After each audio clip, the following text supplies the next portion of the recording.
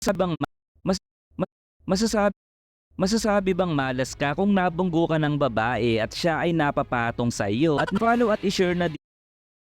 flaps ang titulo?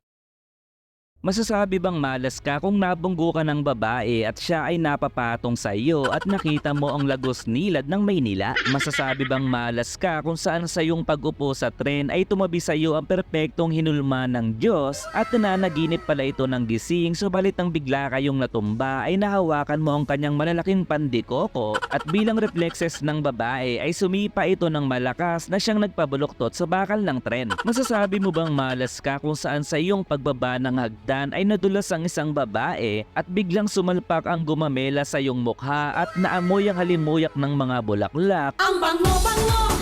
Ang bango-bango! Subalit pinagkamalan kang manyakol ng babae kung kaya't bilang ganti ay dinagukan niya ang iyong alagang elepante. Masasabi bang malas ka kung saan habang nakatayo ka sa park ay inabot ng robot ang isang kulay pink na bra at pinagkamalan ka ng babae na ikaw ang nag-utos sa robot upang gawin ang bagay na yon? At masasabi bang malas ka kung saan nakita mo ang aso ay binabanata ng isang babae pero dahil ayaw mo ng gulo ay hindi mo na lamang ito pinansin, subalit ang aso ay bigla kang sinugod at ikaw naman ang gusto nitong banatan?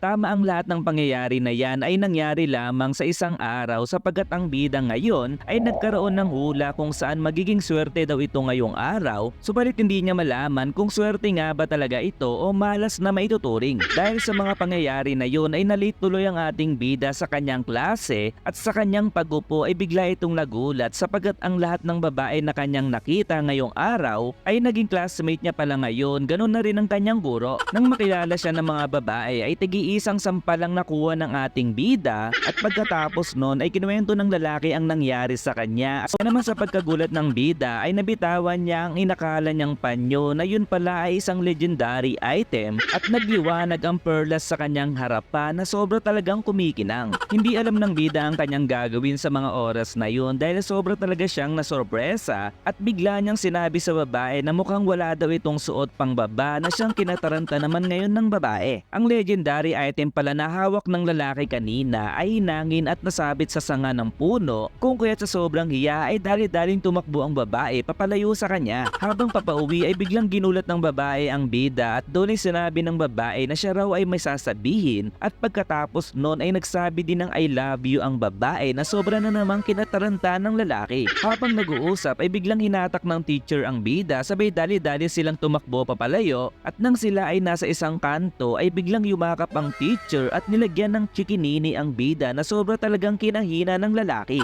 Biglang nagsabi din ng I love you ang kanyang guro na sobra na namang ginagulat ng bida at hindi niya na malaman ang mga nangyayari at tinanong ang guro kung hindi raw ba siya gusto nito, sabay alog ng kanyang malalaking siopaw, pero ang bidang lalaki ay dali-daling tumakbo papalayo sa babae. Habang tumatakbo si Asahi ay nakita naman siya ng isang babae at ang babaeng ito ay dali-daling nagpalit ng anyo at lumundag papunta sa kanya, subalit hindi niya ito pinapansin at doon ay nagtapat din ito ng pagmamahal sa ating bida, subalit si Asahi ay dali-dali ding tumakas papalayo sa babae. Sobrang nawiwirdan na si Asahi sa mga nangyayari at habang naglalakad ay inubutan siya ng flyer ng isang babae at pilit na hinihingi ang pangalan at signature ng bida, subalit na-realize niya na isang marriage contract pala ang kanyang sinusulatan sapagkat ang babaeng ito ay minamahal din pala ang ating bida. Sa pag-uwi ng lalaki ay sobra itong nagulat sapagkat ang limang babae na kanyang na-encounter kanina ay nasa loob na ng kanyang bahay at nais pala siyang maasawa ng limang naggagandang mga babae na to. So halina't panoorin na kung paano pag-aagawa ng limang babae ang ating bida at paano nila pasasayahin ang araw-araw nito. Kaya naman kung nagustuhan mo ang ating